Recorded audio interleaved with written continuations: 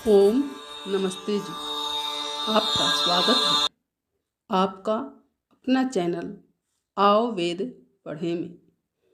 इस चैनल पर केवल आचार्य प्रदीप कुमार शास्त्री जी का ऑनलाइन व ऑफलाइन शास्त्रीय कक्षाओं के वैदिक व्याख्यान उपलब्ध होंगे।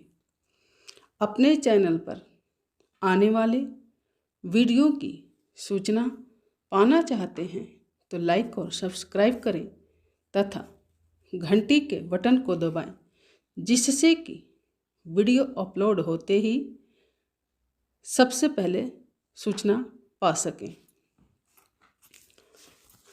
वेद पढ़ें पढ़ाएं, सुने सुनाएं, वेद का संदेश घर घर पहुँचाएं। ऋषि ऋण को चुकाएं, अपना कर्तव्य निभाएं, जीवन सफल बनाएं।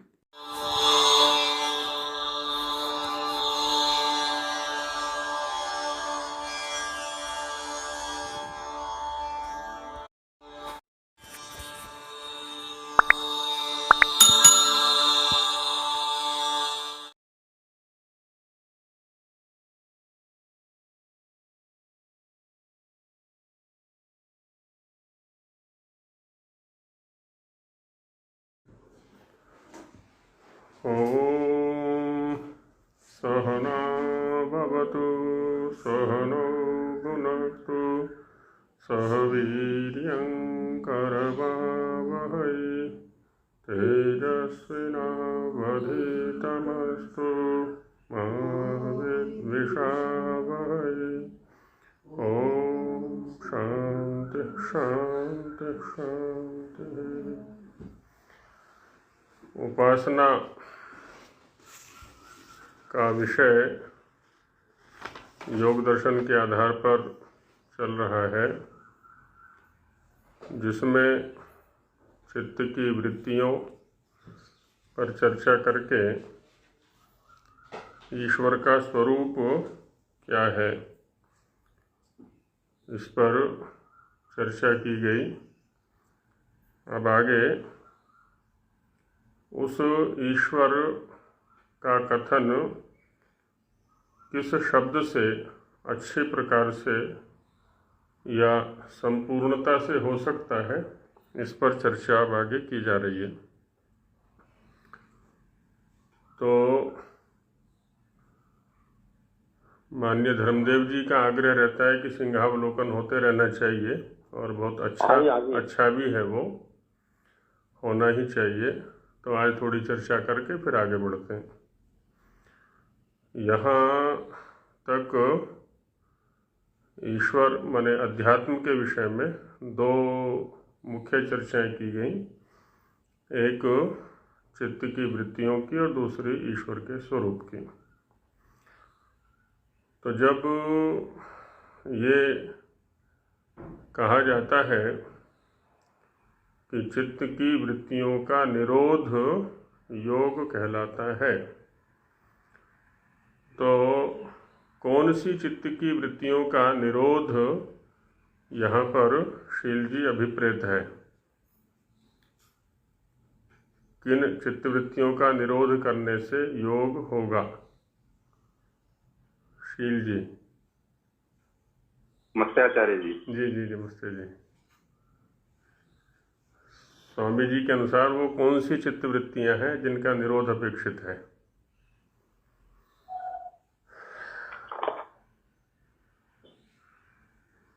चित्त की विक्षिप्त और ऐसे दो क्या बताई थी आचार्य जी, अभी ध्यान नहीं आ रहा। ध्यान नहीं आ रहा है तो नलिनी बहन जी बताएंगे कुछ? ये दो प्रकार की हैं, कलिष्ठ या अकलिष्ठ।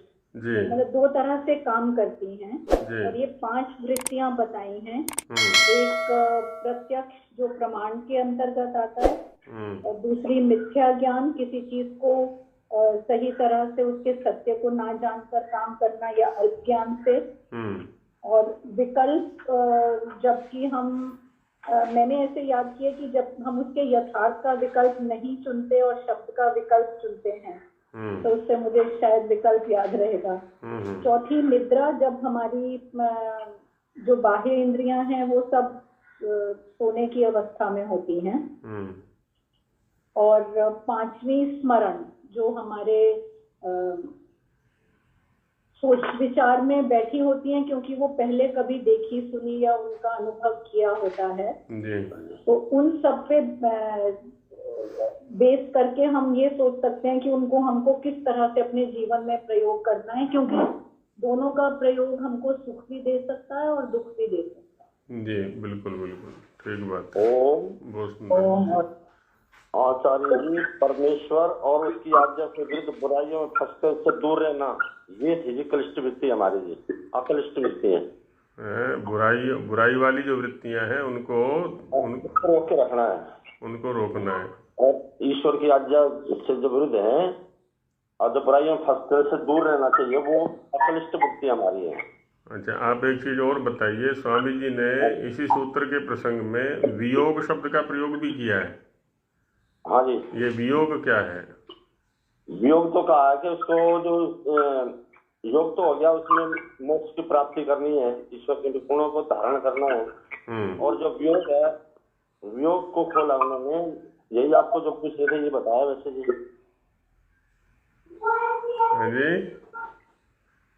योग जो होगा चित्त वृत्ति खोला इन्होंने, बुराइयों से हटा के शुभ गुणों में स्थिर करना है बस, और परमेश्वर के समीप को प्राप्त रहना है बस, इसको योग कहते हैं।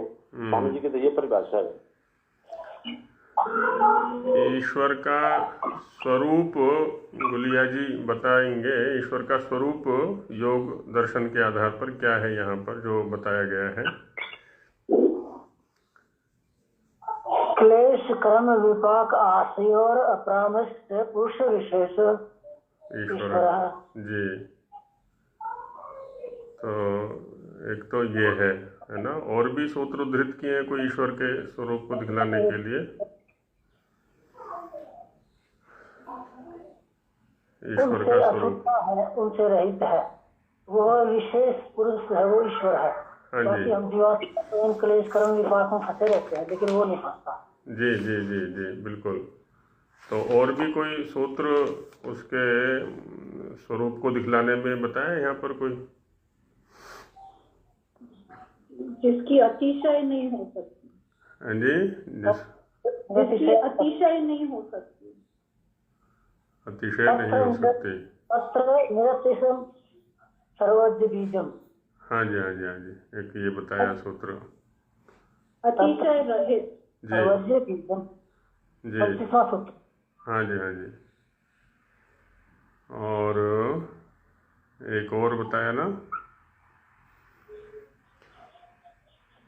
पूर्वेशाम गुरु कालेन अनवच्छेदात्। हाँ, सैषा पूर्वेशाम अपि गुरु कालेन अनवच्छेदात्, है ना। तो ये हाँ जी, तो यहाँ सुमना बहन जी शब्द को थोड़ा स्पष्ट करेंगी, कालेन अनवच्छेदात्। ये कालेन अनवच्छेदात् से क्या कहना चाह रहे हैं यहाँ पर? सुमना बहन जी कुछ स्पष्ट करेंगी? नहीं आचार्य, मैं नहीं कर पाऊंगी। अच्छा अच्छा, तो आपकी सखी हैं सुशीला जी।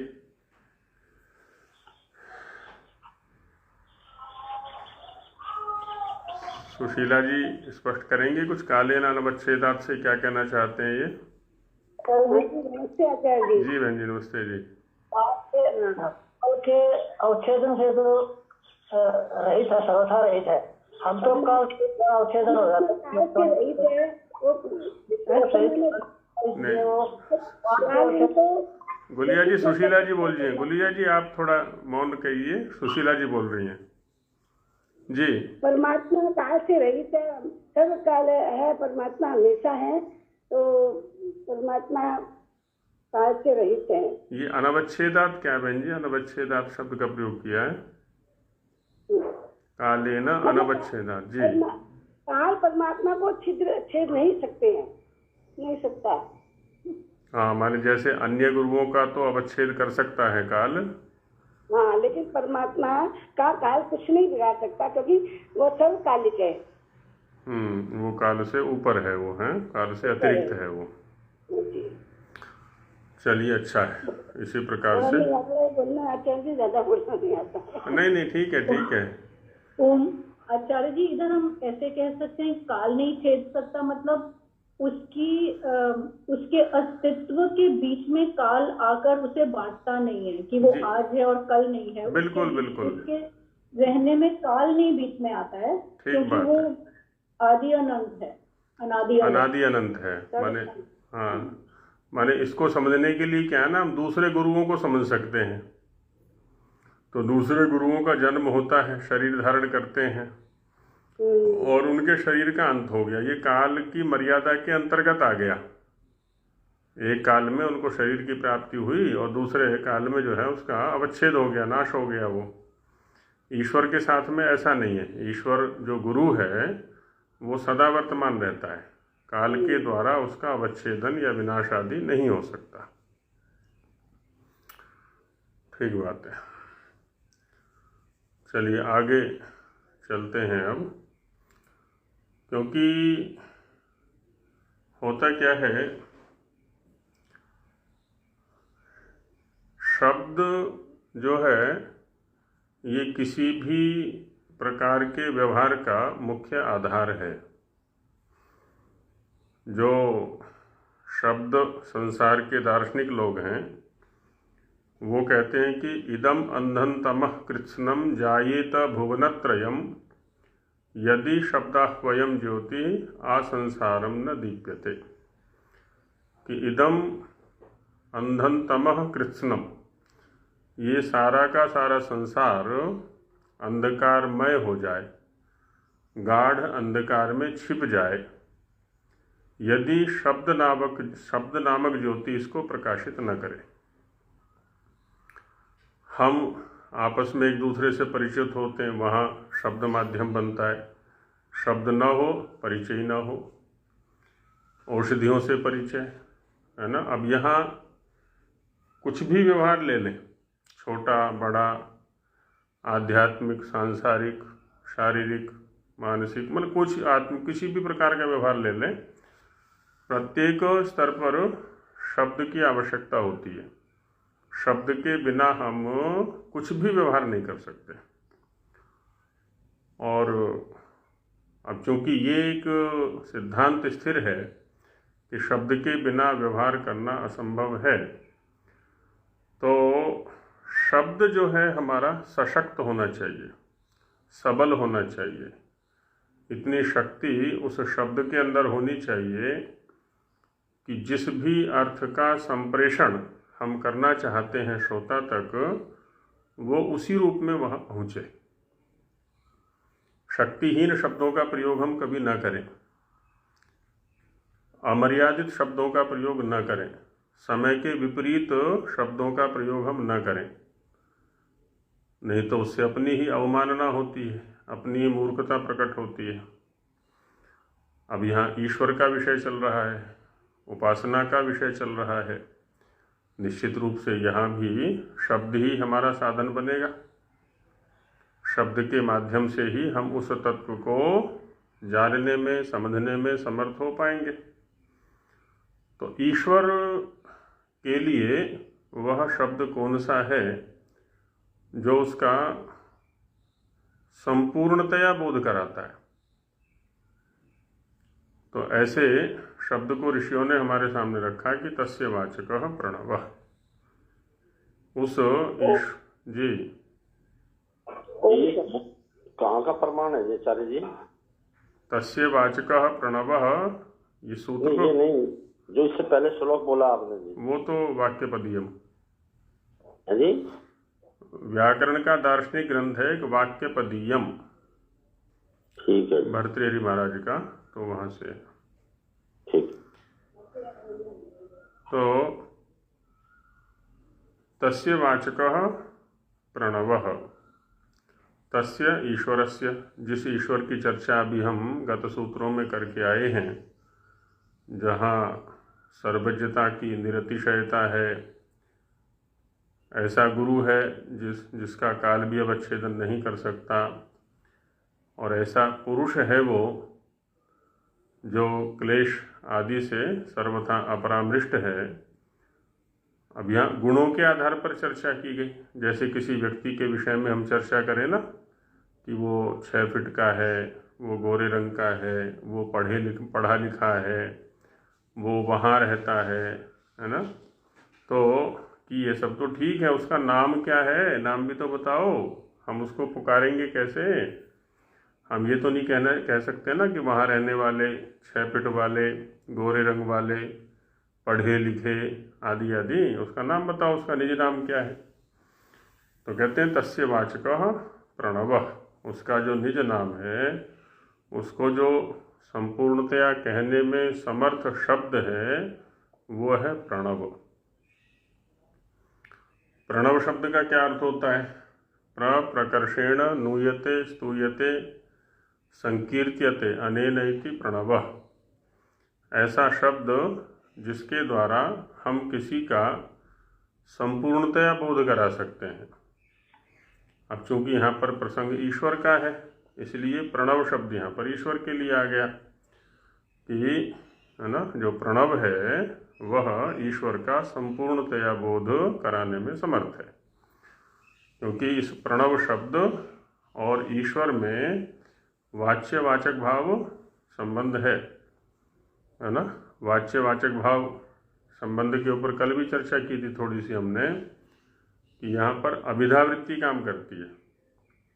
अभिधावृत्ति से तात्पर्य होता है किसी शब्द का सीधा अर्थ, जिस अर्थ में वह शब्द प्रसिद्ध होता है, श्रोता को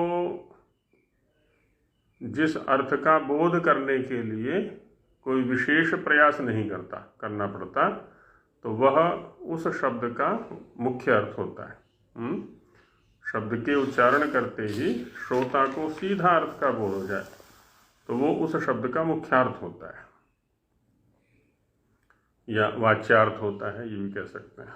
लक्ष्यार्थ या व्यंग्यार्थ समझने के लिए उसको प्रयास करना पड़ता है। मुख्यार्थ की बाधा होती है, मुख्यार्थ के साथ अन्य किसी अर्थ का बोध होता है व्यंग्यार्थ में, आदि आदि। लेकिन यहाँ पर मुख्य अर्थ होता है इसका।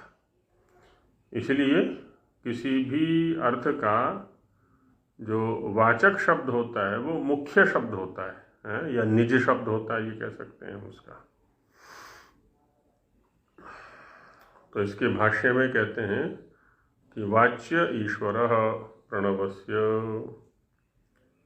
प्रणव शब्द का जो वाच्यार्थ है, वाच्य माने वक्तुम योग्यम वाच्यम, कहने योग्य है ना, जो कहा जाए, तो कहने योग्य अर्थ जो है वो है ईश्वर। अब ईश्वर एक सामान्य शब्द ले लिया है यहाँ पर, क्योंकि प्रसिद्ध है ये। ईश्वर शब्द का उच्चारण करते ही हमारे मन में एक अलग प्रकार का अर्थ स्वतः आ जाता है। हालांकि ईश्वर नाम का कोई व्यक्ति भी हो सकता है हमारे आस पड़ोस में या परिवार में आदि आदि, लेकिन अब यहाँ जो उपासना का प्रसंग चल रहा है, तो ईश्वर शब्द का उच्चारण होते ही एक अलग अर्थ हमारी सबकी बुद्धि में आ जाता है, ये प्रसिद्ध है। तो ईश्वर जो है उस प्रणव का वाच्यार्थ है और प्रणव जो है ईश्वर का वाचक है। अब इसमें कहते हैं कि किसी शब्द का अर्थ जो होता है उसका बोध हमें कैसे होता है ना। जैसे जब हम छोटे थे, है ना, एकदम बचपन में चले, कितने बचपन में, जब तक हमें शब्दों का बोध नहीं हुआ है, वहाँ जाए एकदम माँ की गोद में खेल रहे हैं, अभी हम शब्दों को पहली बार सुन रहे हैं, किसी शब्द का माँ ने उच्चारण किया क्योंकि माँ की गोद में हम पहले हैं, या अन्य कोई हो सकती है, कोई दादी है या और जो भी, जिनके भी संपर्क में हम सबसे पहले आए और सबसे पहले किसी बाह्य शब्द का श्रवण हमने किया, हमने सुना उसको। हम उस समय केवल श्रोता हैं, दृष्टा हैं, वक्ता नहीं है ना, हम बोल नहीं पा रहे उस समय। तो वहाँ होता क्या है कि हमारी माताजी ने एक बार हमारे भाई को कहा, है ना, हम तो गोद में ही थे, सुन रहे थे उनके शब्दों को। तो उसने कहा कि बोतल ला। अच्छा, जैसे ही बा ने कहा भाई को कि देवदत्त बोतल ला, हमें ये भी नहीं पता था कि देवदत्त क्या होता है, हमें ये भी नहीं पता था बोतल क्या होता है, हमें ये नहीं पता था कि ले क्या होता है और आ क्या होता है। तो जैसे ही हमने इस वाक्य को सुना तो तुरंत एक व्यक्ति सक्रिय हो गया। तो हमारी बुद्धि बनी, ओ देवदत्त का मतलब है ये जो सामने खड़ा हुआ व्यक्ति है, और बोतल का मतलब है जिस पदार्थ को ये हाथ में उठा करके ला रहा है ना, जो पदार्थ इसने माँ को ला करके दिया है, इसका नाम बोतल है। और लाने का मतलब है वहाँ से उठा करके यहाँ लाना। फिर वो कहती है कि देवदत्त इस बोतल को ले जा। अब देवदत्त शब्द की आवृत्ति हुई, हमारा अभ्यास हो गया कि निश्चित रूप से देवदत्त तो देखो इस व्यक्ति के लिए है और बोतल इसके लिए है। अच्छा, यहाँ पर एक शब्द बदल गया, पहले ले आ शब्द था, अब ले जा शब्द आ गया। अब ये इन दोनों शब्दों में और शब्दार्थों में विवेक करता है कि ले आ का मतलब तो ये था कि माँ को ला करके देना, और ले जा का मतलब क्या है, यहाँ से हटा करके कहीं अन्यत्र ले जाना, उसको यहाँ से दूर ले जाना। तो क्या है, वहाँ पर शब्द के साथ अर्थ को देख रहा है, व्यवहार को देख रहा है। अच्छा, इनका प्रयोग कौन कर रहा है? हमारे जो वृद्धजन हैं, दादा हैं, दादी हैं, माता हैं, पिता हैं, भाई हैं। अब वहाँ हम शब्दों को भी देख रहे हैं उच्चारण किए जाते हुए इनके द्वारा, और शब्द के अनुकूल व्यवहार को भी देख रहे हैं, क्या क्या व्यवहार है ना, क्या क्या क्रियाएं हो रही हैं शब्दों से, शब्दों के उच्चारण से, और क्या क्या किस किस द्रव्य के साथ में संबंध बन रहा है। तो इसको कहते हैं संकेत ग्रह। संकेत ग्रह माने किसी शब्द के द्वारा किस अर्थ का बोध होता है या कौन सा शब्द किस अर्थ के लिए प्रयुक्त होता है, इसका जो संकेत है। तो संकेत हमें कहाँ से मिला? वृद्धजनों से, हमारे बड़ों के व्यवहार से हमें पता चला। अब जैसे जैसे हम बड़े होते हैं वैसे वैसे हमारे व्यवहार का क्षेत्र बढ़ता चला जाता है, और वैसे वैसे शब्दों से हमारा परिचय होता चला जाता है। तो अब यहाँ पर भी यही पूछ रहे हैं कि इस ओम शब्द का, है ना, प्रणव शब्द संज्ञा है ओम की, ये जो प्रणव है या ओम है, इसका जो संकेत है वो कहाँ से प्राप्त होता है? कि ओम शब्द ईश्वर का वाचक है। किम अस्य संकेतकृतम वाच्यवाचकत्वम अथ प्रदीप प्रकाशवत अवस्थितमिति। अच्छा, कभी कभी क्या होता है,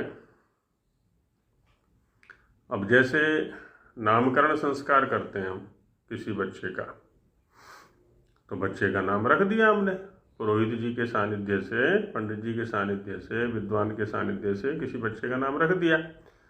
तो क्या है ना, हमने नाम रखा है उसका, पहले से नहीं था, है ना। संकेतकृतम, पंडित जी ने कहा कि ये अमुक नक्षत्र में पैदा हुआ है, अमुक दिन अमुक तिथि को हुआ है, इसके माता पिता इस गुण वाले हैं, दादा दादी इस गुण वाले हैं। थोड़ा परिवेश देखा, नक्षत्रों को देखा, भौगोलिक परिवेश देखा, पारिवारिक परिवेश देखा, और उसके अनुकूल उसका नाम रख दिया गया, पहले से नहीं था। तो ये संकेतकृत नाम हो गया, और ये प्रसिद्ध कर दिया जाता है कि देखो आज से इस बच्चे का नाम देवदत्त है। अब सब लोग उसका नाम उस रूप में जान जाते हैं कि देखो आज से इस बच्चे को देवदत्त ऐसा कहेंगे। तो ये संकेतकृत, एक संकेत के द्वारा नाम रखा गया, है ना, संस्कार के द्वारा। दूसरा होता है प्रदीप प्रकाश। जब जब दीपक जलेगा तब तब प्रकाश आ जाएगा। है ना। प्रदीप हम अब यहाँ चाहे बल्ब ले लें, मोमबत्ती ले लें, दीपक ले लें, सूरज ले लें, चंद्रमा ले लें, नक्षत्र ले लें, कोई भी हो सकता है। वहाँ उनके साथ में क्या है, नित्य संबंध है, वहाँ रखा नहीं गया है वो। जैसे यहाँ पर देवदत्त नाम रखा गया है ना, वैसे प्रकाश का संबंध दीपक के साथ किया नहीं गया है ना। जैसे यहाँ पर शब्द का संबंध उस व्यक्ति विशेष के साथ, उस बच्चे के साथ किया गया है अलग से, कृत्रिम रूप से, है ना। वैसे दीपक के साथ में प्रकाश का संबंध किया नहीं गया है। दीपक और प्रकाश का जो संबंध है वो नित्य है, सदा से, है ना। जहाँ जहाँ प्रकाशक तत्व होगा, सूरज के रूप में, चंद्रमा के रूप में, दीपक के रूप में, या बल्ब के रूप में, या किसी भी रूप में ले लें, तो वहाँ वहाँ प्रकाश स्वतः होगा। हम ये भी कह सकते हैं जहाँ जहाँ अग्नि होगी, अब अग्नि किसी भी रूप में हो सकती है, वो वहाँ वहाँ प्रकाश स्वतः होगा, है ना, नित्य होगा, कृत्रिम नहीं है। हमने उसमें डाला नहीं है कि दीपक है फिर उसके अंदर प्रकाश डाल दें हम, है ना। अग्नि है, अग्नि के अंदर प्रकाश डाल दें। अग्नि में वो प्रकाश जो है वो स्वाभाविक रूप से है। तो अब यहाँ ओम जो शब्द है ये ईश्वर के लिए किसी ने रखा है कि चलो भी आज से हम ईश्वर को ओम कहा करेंगे। अथवा प्रदीप प्रकाश के समान, जैसे प्रदीप के साथ में दीपक के या अग्नि के साथ में प्रकाश का नित्य संबंध है, वैसे ही ओम शब्द का ईश्वर के साथ में नित्य संबंध है, अवस्थित है ये, है। तो किस प्रकार का संबंध है, तो कहते हैं कि स्थितोस्य वाच्यस्य वाचकेन सह संबंधः। इस अस्य माने वाच्यस्य माने ईश्वरस्य, और वाचकेन माने प्रणवेन ओम शब्देन सह संबंधः स्थितः। कहते हैं तो सार्वकालिक है, नित्य संबंध है ये तो। अब यहाँ जो नित्य संबंध है ना, इसको भी दो प्रकार से जान सकते हैं। एक तो यह ओम शब्द ईश्वर के लिए नित्य रूप से प्रयुक्त है, एक तो यह हो गया। और दूसरा क्या होता है कि कोई भी शब्द जब हम उच्चारण करते हैं ना, उसका कोई ना कोई अर्थ अवश्य रहेगा। माने ऐसा कभी भी नहीं होगा किसी भी काल में कि शब्द तो हो लेकिन उसका अर्थ न हो, है ना। अनर्थक शब्द कोई नहीं हुआ करता, निरर्थक शब्द कोई नहीं हुआ करता, कुछ ना कुछ अर्थ अवश्य रहता है उसका। तो इस व्यवहार से ये पता चलता है कि शब्द का अर्थ के साथ में वाच्य वाचक भाव संबंध नित्य है, क्योंकि शब्द अर्थ के बिना रह ही नहीं सकता कभी भी, और अर्थ का प्रकाश शब्द के बिना नहीं हो सकता, है ना। जैसे अभी बताया ना, इदम अंधतमः कृत्स्नम जायेत भुवनत्रयम्, ये सारा का सारा संसार अंधकार में हो जाता है यदि शब्द नामक ज्योति अग्नि उसको प्रकाशित ना करे आकर के। तो ऐसे वहाँ पर उनका भी नित्य संबंध है। तो एक तो हुआ शब्द का अर्थ के साथ में वाच्य वाचक भाव संबंध नित्य होना, है ना। ये सार्वकालिक और सार्वत्रिक नियम हो गया। लेकिन इस नियम में ये नहीं कह सकते कि इस शब्द का यही अर्थ है ना, इसी अर्थ के साथ में वाच्य वाचक भाव संबंध है। क्योंकि हमने ये देखा है देश और काल भेद से शब्दों के अर्थ बदलते रहते हैं, देश भेद से भी, स्थान भेद से भी, और समय के भेद से भी जो है ना शब्दों के अर्थ बदलते रहते हैं। एक ही शब्द यहाँ हरियाणा में किसी अन्य अर्थ में है, बिहार में किसी अन्य अर्थ में है, बंगाल में किसी अन्य अर्थ में, मुंबई में किसी अन्य अर्थ में है, अलग अलग अर्थों में हो सकता है। ये ठीक है कि शब्द का अर्थ के साथ में नित्य संबंध है, लेकिन इसी अर्थ के साथ है ऐसा नहीं कह सकते। लेकिन ओम शब्द का ईश्वर के साथ में जो संबंध है वो नित्य संबंध है। संकेतस्तु ईश्वरस्य स्थितमेव अर्थम अभिनयति। संकेत, अब जैसे कहते हैं ना कि देखो भी अंधेरा हो रहा है, दीपक जला दो प्रकाश हो जाएगा। अब दीपक का प्रकाश के साथ में नित्य संबंध है, लेकिन वह संकेत किया गया कि देखो दीपक जला दो प्रकाश हो जाएगा। तो दीपक जलाता है, वहाँ प्रकाश हो जाता है। ठीक वैसे ही यहाँ पर जैसे ऋषि परंपरा हमें बताती है कि ओम का ईश्वर के साथ में नित्य संबंध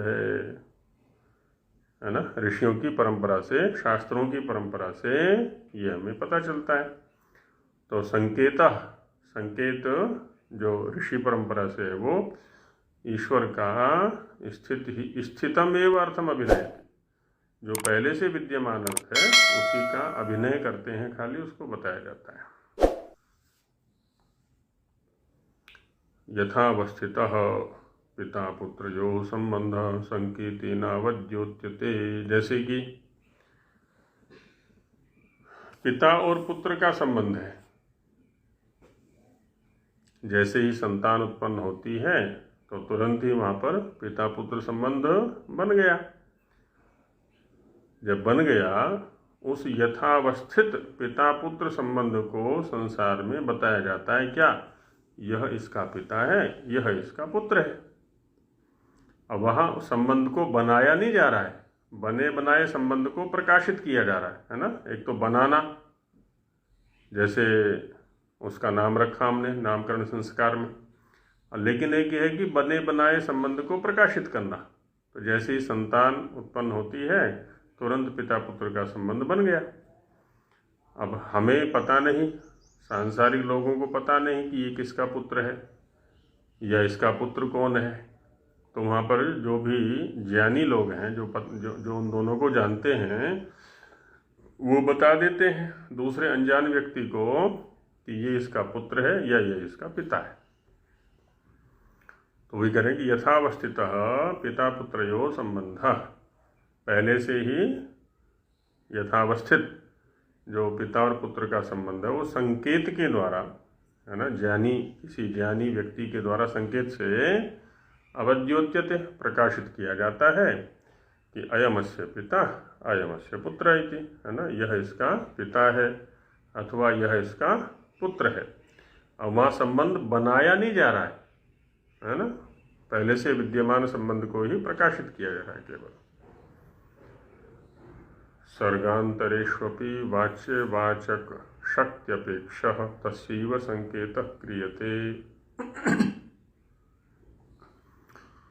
सर्गांतरेष्वपि, है ना, भिन्न भिन्न सृष्टियों में, सर्ग माने सृष्टि, तो अन्य सृष्टियों में भी, क्योंकि सृष्टि चक्र जो है वो तो प्रवाह से चल रहा है, सृष्टि प्रलय सृष्टि प्रलय सृष्टि प्रलय आदि आदि, और कुछ काल के बाद महाप्रलय, महाप्रलय के बाद फिर सृष्टि प्रलय चक्र चलता रहता है।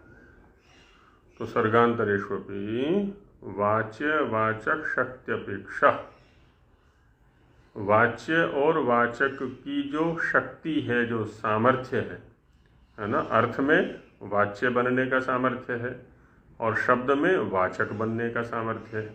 शब्द में प्रकाशित करने का सामर्थ्य है और अर्थ में प्रकाशित होने का सामर्थ्य है ना। जैसे हम देखते हैं कि यज्ञ करते हैं हम,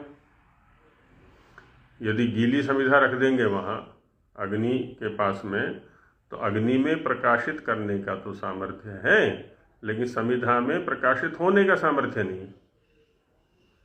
और जिस समिधा में प्रकाशित होने का सामर्थ्य है, जो सूखी समिधा है एकदम, वहाँ जाते ही तुरंत प्रकाशित हो जाती है अग्नि के सानिध्य में जा करके। तो वैसे ही यहाँ पर भी अर्थ में प्रकाशित होने का सामर्थ्य होना चाहिए और शब्द में प्रकाशित करने का सामर्थ्य, ये होती है वाचक वाच्य सामर्थ्य या शक्ति।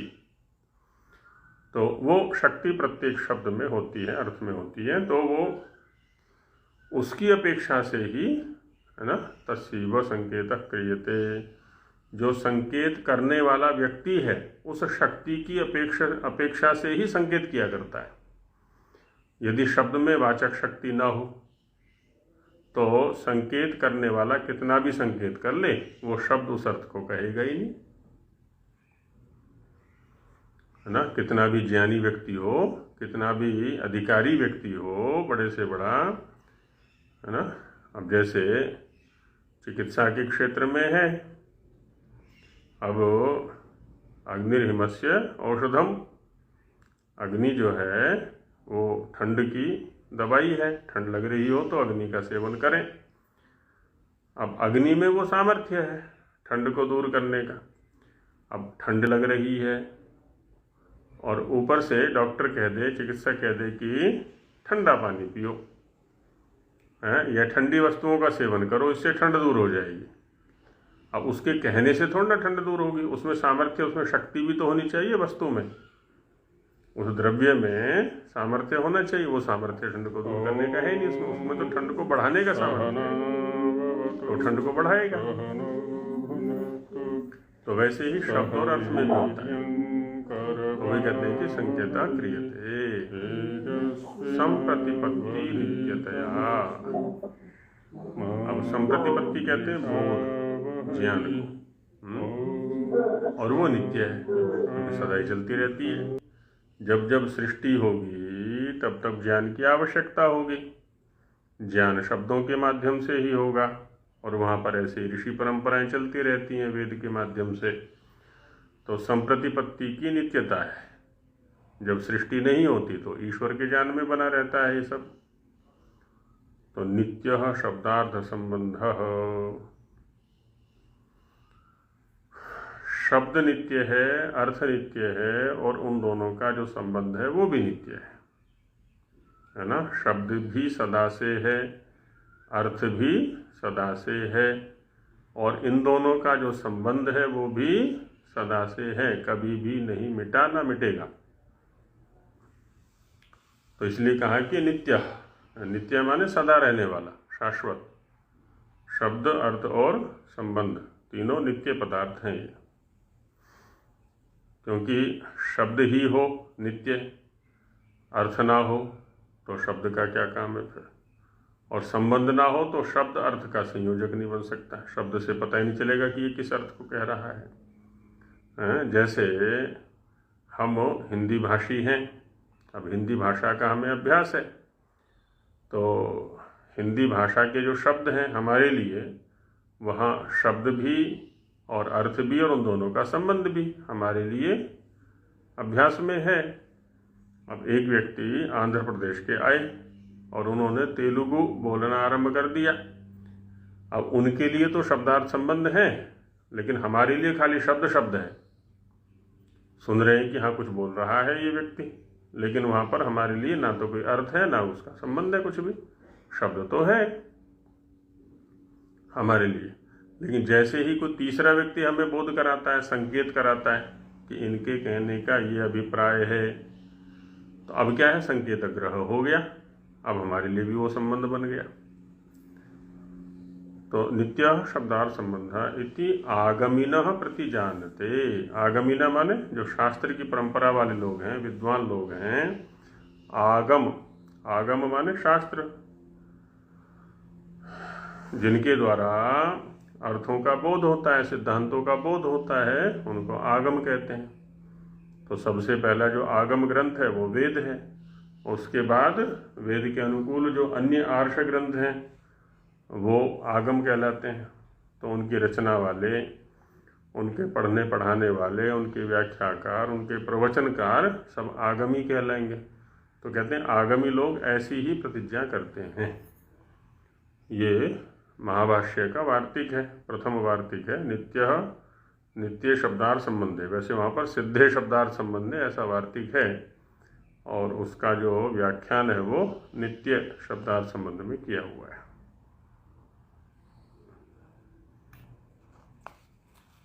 तो अब जो साधक है, जो उपासक है, जो योग की ओर बढ़ रहा है, उसने शास्त्रों का अध्ययन करके ये ज्ञान कर लिया कि मुझे ईश्वर की उपासना करनी है, ईश्वर का स्वरूप ऐसा ऐसा है, और ईश्वर को संबोधित करने के लिए ये शब्द है। तो ओम शब्द उसका वाचक है, ईश्वर उसका वाच्य है। तो इन दोनों के संबंध को, शक्ति को उसने जान लिया। तो उसी को कह रहे कि विज्ञात वाच्यवाचकत्वस्य योगिनः। जिस योगी को वाच्य और वाचक भाव संबंध विज्ञात हो गया है। ओम और ईश्वर के मध्य में वाच्य वाचक भाव संबंध है, ऐसा ज्ञान हो गया है। तो फिर तज्जपस्तदर्थ भावनम, अब ओम शब्द का जप करना है हमको। जप शब्द जो है ना, ये भी पर्याप्त विकृति ले चुका है। एक तो कर्मकांड के क्षेत्र में जप होता है, यज्ञ आदि के प्रसंग में कुछ मंत्रों का जप होता है। जैसे प्रजापति के लिए आहुति देते हैं ना हम, तो वहाँ पर मन ही मन में उस मंत्र का पाठ करके बाद में आहुति दे दी जाती है, जो शिष्टकृत आहुति के बाद देते हैं।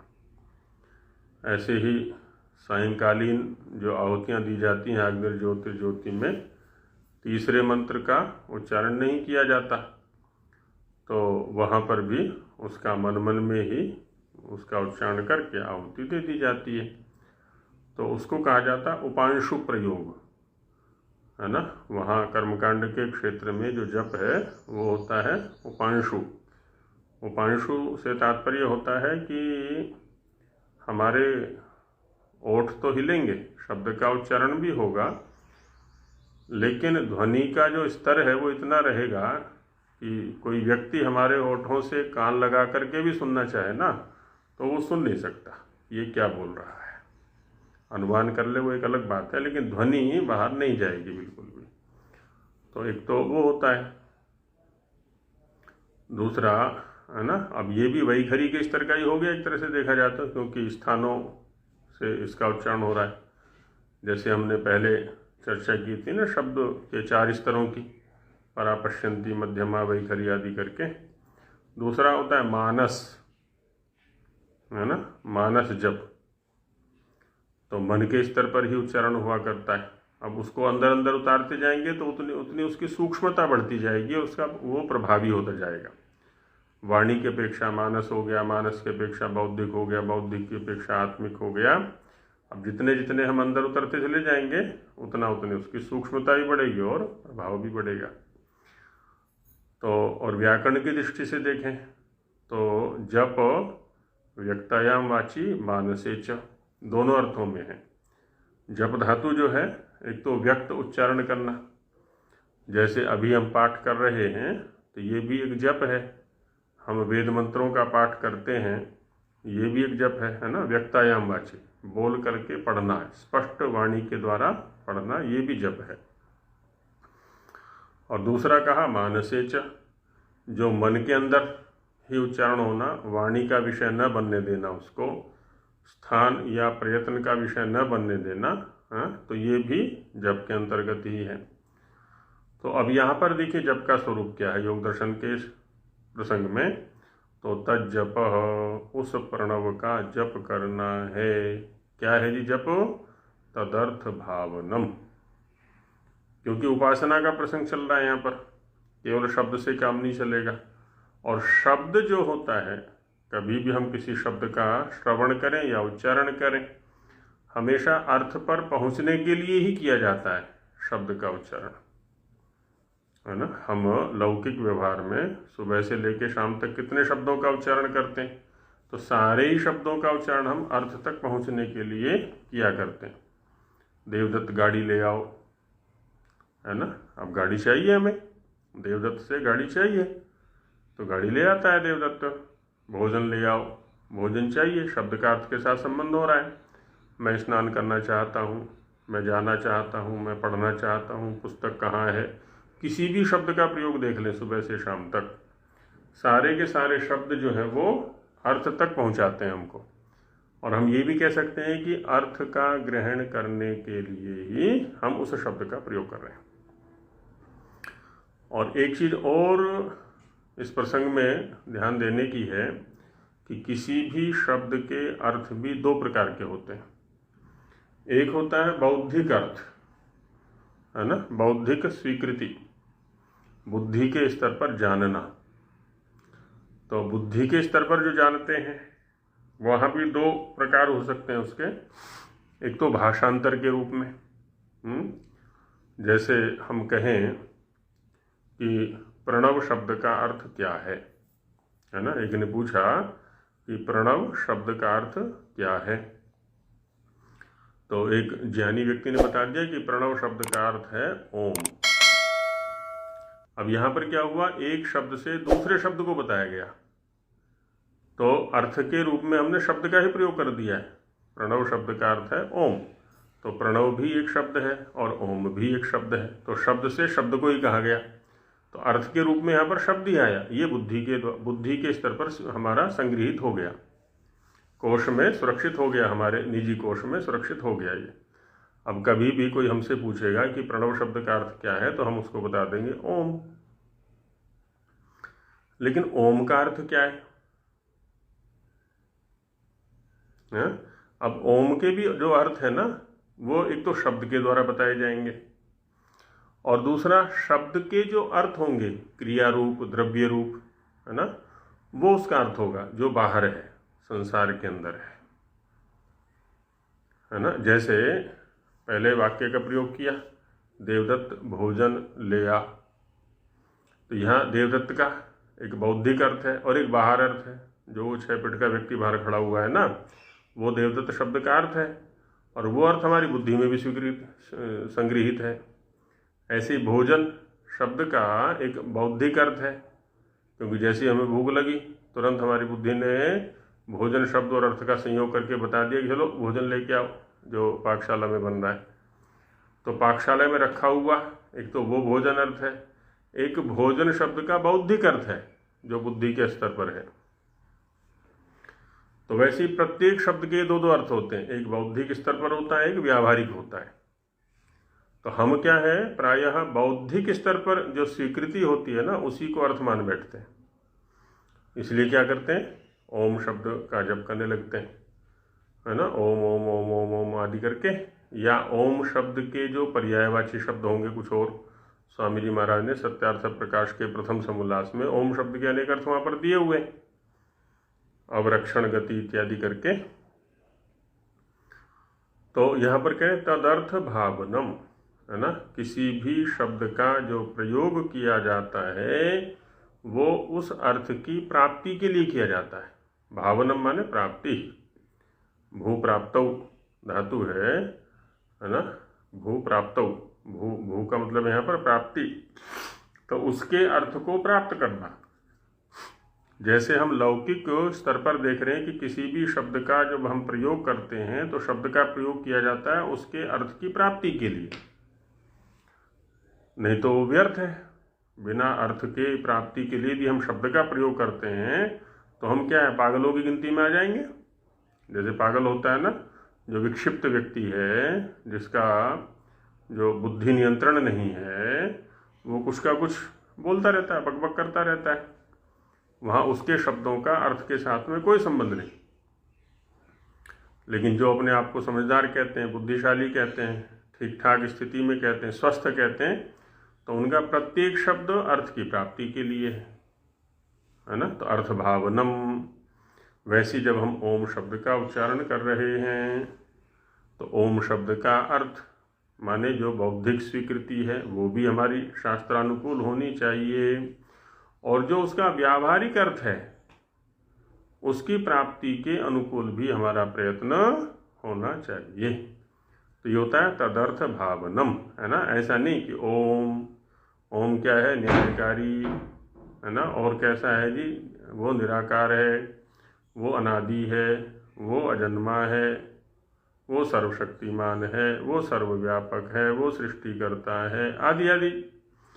अब ये तो हम शब्दों का ही उच्चारण करते जा रहे हैं सर्वथा। तो इन शब्दों के जो अर्थ हैं, जैसे न्यायकारी शब्द का अर्थ क्या है, न्याय करने वाला, न्याय करने के स्वभाव वाला। तो जब तक हमारा स्वभाव भी न्याय करने का नहीं बनेगा तब तक न्यायकारी शब्द का उच्चारण हमारे लिए निरर्थक है। जब तक हम ईश्वर की किसी आकार विशेष के रूप में उपासना करेंगे तब तक निराकार शब्द का जप हमारे लिए व्यर्थ है। जब तक हम स्वयं को शक्तिहीन समझे बैठे रहेंगे तब तक सर्वशक्तिमान शब्द का जप हमारे लिए व्यर्थ है। तो ऐसे इनका जो व्यावहारिक अर्थ है ना, उसकी उपलब्धि, भावना माने उसको प्राप्त करना, ये जप का तात्पर्य होता है। खाली शब्द के स्तर पर ही माला घुमाते रहना या है ना, और वाणी के स्तर पर ही शब्दों का उच्चारण करते रहना, तो वो उसका जप में तात्पर्य नहीं है। आखिर कर्मकांड में भी हम क्या करते हैं, किसी मंत्र का उच्चारण करते हैं, मंत्र का जो उच्चारण होता है वो क्रिया के अनुकूल होता है, तो वहाँ पर भी शब्द माने मंत्र के अनुकूल क्रिया की जाती है। और लोक व्यवहार में भी शब्द के अनुकूल क्रिया की जाती है, शब्द के अनुकूल, शब्दोच्चारण के अनुकूल व्यवहार किया जाता है। तो फिर आध्यात्मिक क्षेत्र में शब्द केवल शब्द तक सीमित कैसे हो जाएगा कि हम केवल मंत्रों का जाप कर लें, उनके अर्थों तक संबंध ना लगाएं अपना, उनके अर्थ की प्राप्ति के लिए प्रयत्न ना करें, तो वो तो निरर्थक हो गया, व्यर्थ हो गया। तो तज्जपस तदर्थ भावनम को हमें सही अर्थों में समझना होगा। और जब तक वेद आदि सत्य शास्त्रों का अध्ययन हम नहीं करेंगे, है ना, वेद के अनुकूल जो आर्ष ग्रंथ हैं उनका अध्ययन नहीं करेंगे, तब तक हम वस्तुतः ईश्वर का जप नहीं कर सकते, जप करने के अधिकारी भी नहीं बन सकते, क्योंकि हमें पता ही नहीं कि उसका अर्थ क्या है। फिर प्राप्ति की बात तो बहुत दूर है। हाँ, जैसे अब यहीं पर बैठे बैठे हम गुड़ गुड़ गुड़ गुड़ ऐसा कहते रहें, या रसगुल्ला रसगुल्ला रसगुल्ला ऐसा कहते रहें, तो ना तो मुंह मीठा होगा ना पेट भरेगा, भूख लगी रहेगी बराबर, ना उसका आस्वादन हम कर सकते हैं। ठीक वैसे ही ओम ओम ओम ओम ओम ओम कितना भी कहते रहें, कितने भी वेद मंत्रों का पाठ करते रहें, जब तक उनके अर्थ को नहीं जानेंगे और अर्थ तक पहुंचने का प्रयास नहीं करेंगे, अर्थ को क्यों प्राप्त करने का प्रयास नहीं करेंगे, तब तक जो प्रयत्न है हमारा वो वैसा ही है जैसे कि किसी विक्षिप्त व्यक्ति का होता है। वो योग दर्शन की भाषा में जप नहीं कहलाएगा, योग दर्शन के सिद्धांत के अनुसार जप नहीं कहलाएगा। तो इसलिए इस सूत्र को हमें ठीक से समझना होगा। इसीलिए तो योग के क्षेत्र में बड़ी विकृतियां आ गई हैं, बड़ा सरल सा क्षेत्र बन गया एकदम, कि कुछ नहीं करना, बस क्या करना है हमें, ये बैठ जाओ, आंखें बंद करो और शब्द का उच्चारण करो। किसी भी एक शब्द दे दिया, गुरुजी महाराज ने कान में शब्द फूंक दिया, जाओ इस शब्द का उच्चारण करना, और इसको किसी को बताना नहीं, इसी से तुम्हें मुक्ति हो जाएगी, है ना। कितना सरल रास्ता बना दिया है। तो विकृति यहीं से चालू हुई है।